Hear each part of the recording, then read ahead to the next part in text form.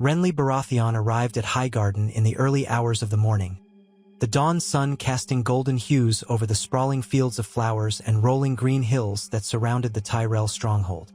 The grandeur of Highgarden was a stark contrast to the tense, war-torn atmosphere of King's Landing. Renly, ever the charismatic diplomat, wore a warm smile as he was escorted into the heart of the Tyrell seat, where the lords and ladies of the Reach awaited him. Inside the opulent Great Hall, Renly was greeted by Mace Tyrell, the Lord of Highgarden, along with his formidable mother, Olenna Tyrell, the Queen of Thorns. Beside them stood Mace's children, the radiant Margaery, her brother Loras, famed for his prowess as the Knight of Flowers, and the rest of the Tyrell household. Lord Renly, Mace greeted warmly, his tone magnanimous. It's a pleasure to have you here in Highgarden. The Reach welcomes you as both a friend and a brother in arms.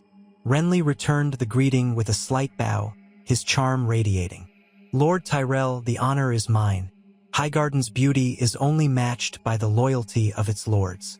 I hope to discuss the path forward, one that benefits not just the Baratheon crown but all of the Reach as well. Olenna Tyrell, seated in a high-backed chair adorned with carved roses, interjected with her characteristic sharpness. Spare us the flattery, Lord Renly. We're all aware of the stakes. Tell us why you've come. Renly chuckled lightly, unoffended by Olenna's bluntness. Straight to the point, Lady Olenna. Very well. I come bearing news of Robert's plans and to seek Highgarden's aid. The war with the Lannisters escalates. My brother has called his banners to march on Casterly Rock, but we need the Reach to secure the south and strengthen our position. Tywin Lannister cannot be allowed to gain a foothold here. Margaery Tyrell stepped forward, her voice calm but inquisitive. And what of this Targaryen girl we've heard so much about?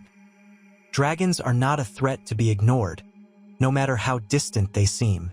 Renly nodded, acknowledging the concern. The Targaryen girl and her dragons are being monitored.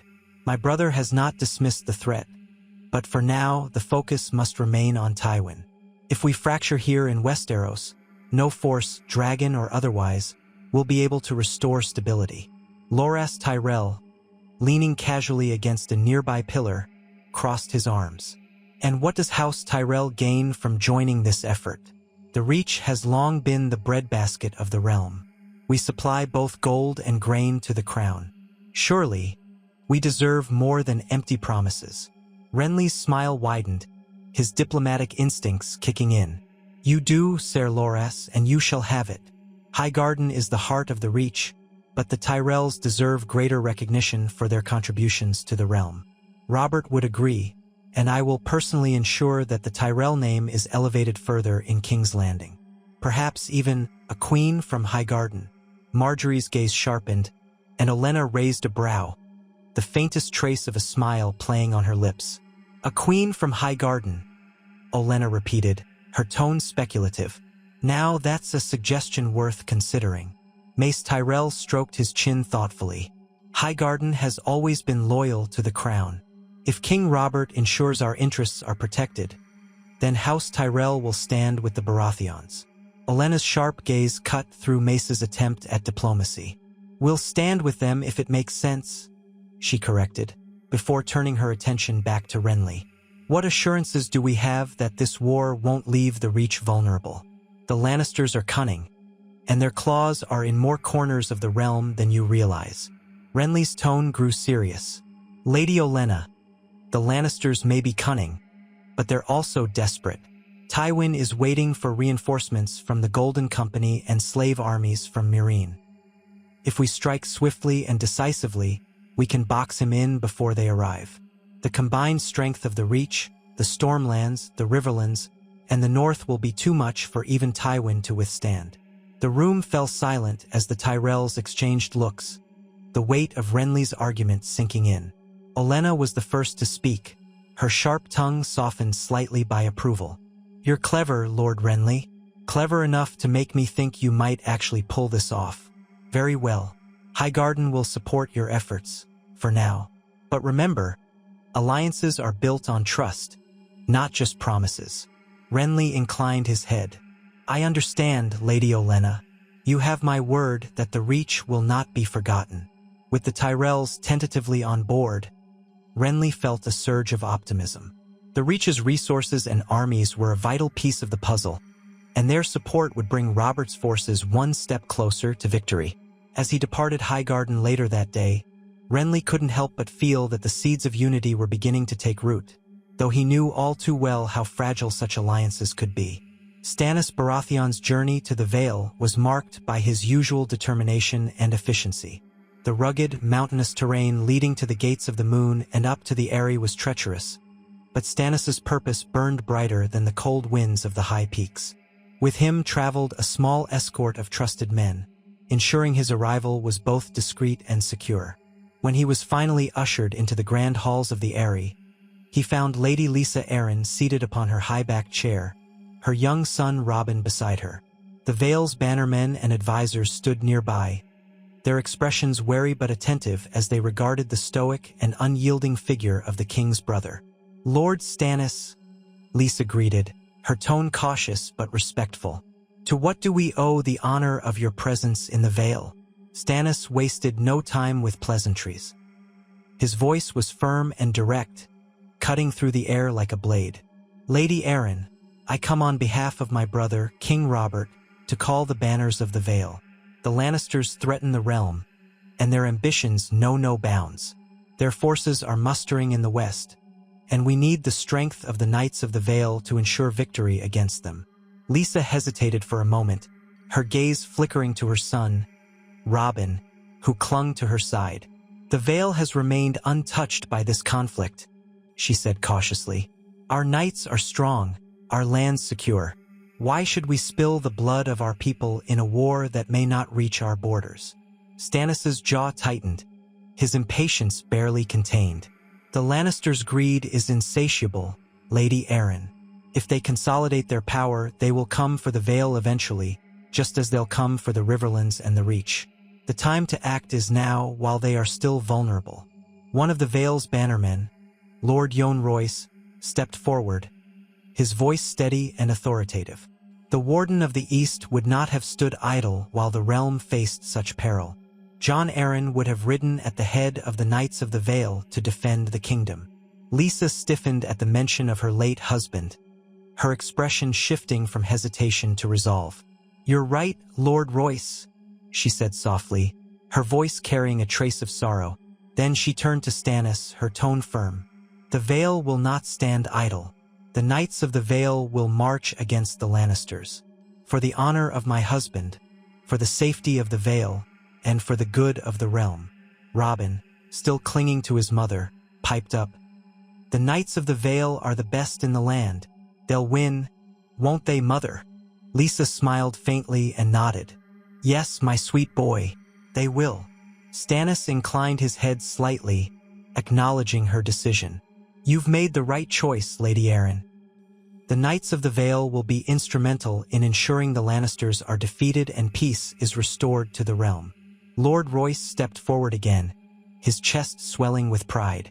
"We'll rally the banners immediately, Lord Stannis. The Vale will show the strength it has long held in reserve." With the decision made, Stannis prepared to depart the Eyrie, satisfied that the Vale's forces would soon join the Baratheon cause. As he descended the steep mountain passes, accompanied by the cold winds that seemed to mirror his own unyielding nature, he felt a rare sense of accomplishment. The Knights of the Vale, among the finest cavalry in Westeros, would soon ride to war, their presence a crucial piece in the campaign to box in Tywin Lannister and bring the Lion to its knees. The sun was high in the sky when King Robert Baratheon arrived at Riverrun, where Ned Stark had set up his base of operations. The Stark banners flew alongside those of the Riverlands, and the sight of the combined forces was a reassuring one for Robert. It reminded him of the days when they had fought together during the rebellion, shoulder to shoulder, their cause clear and just. Ned was waiting for Robert in the main courtyard, his usual somber expression softening slightly as he clasped arms with his old friend. "It's good to see you, Robert," Ned said, his voice steady. "The men will be glad to know their king rides with them." Robert grinned, his usual bravado shining through despite the tension of the ongoing conflict. "And it's good to see you too, Ned. though I'm not here to hide behind your skirts. Tell me about Stannis and Renly. What news? Ned led Robert to a quiet corner of the armory, away from the ears of the men milling about. Stannis has secured the Vale, Ned began. Lady Arryn did not hesitate to commit the Knights of the Vale to our cause. They're mobilizing as we speak. Renly, on the other hand, has been working his charm in the Reach. The Tyrells are still cautious, but Olenna Tyrell seems intrigued by the idea of her granddaughter becoming a queen. Robert scoffed at the mention of Renly's charm but nodded. Good. Stannis will keep the Vale in line, and Renly, well, if anyone can sweet-talk the Tyrells into joining us, it's him. Ned allowed himself a faint smile. Renly has always had a way with people. He's ambitious, but his loyalty to you is still clear. Their conversation was interrupted as a blacksmith approached, carrying a gleaming war axe. The weapon was formidable, its steel head intricately engraved with stag motifs, and its handle wrapped in fine leather for a firm grip. The blacksmith handed it to Ned, who turned to Robert with a rare glint of emotion in his eyes. This is for you, Robert, Ned said, presenting the axe. You've always preferred a hammer, but I thought a king should have something more fitting for the battlefield. It's a war axe, forged by one of the finest smiths in Westeros. Robert took the axe, hefting it with an approving nod. Now this, he said, his voice filled with admiration. This is a weapon fit for a king. Ned hesitated for a moment, then placed a hand on the blacksmith's shoulder. This smith, he's more than just a craftsman. Robert, this is Gendry, your true son. Robert froze, the weight of the words sinking in as he looked at the young man standing before him. Gendry was tall and strong, with the unmistakable features of the Baratheon bloodline. Black hair, piercing blue eyes, and a certain quiet intensity. The usually boisterous king was uncharacteristically quiet as he studied Gendry. My son, he said softly, almost to himself. Ned nodded. He's your blood, Robert.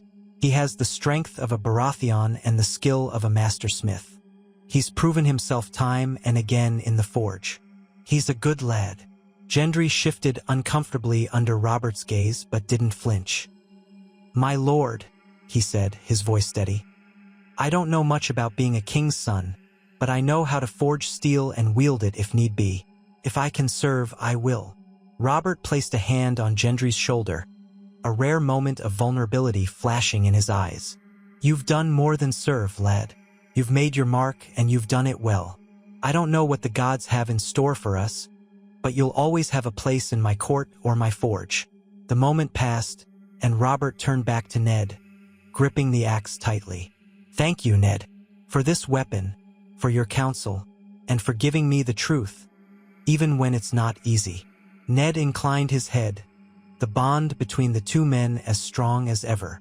Together, they walked back toward the main hall, leaving Gendry in the forge, hammering steel with renewed purpose. The war loomed large, but for a moment, there was a sense of clarity, a reminder of what they were fighting for.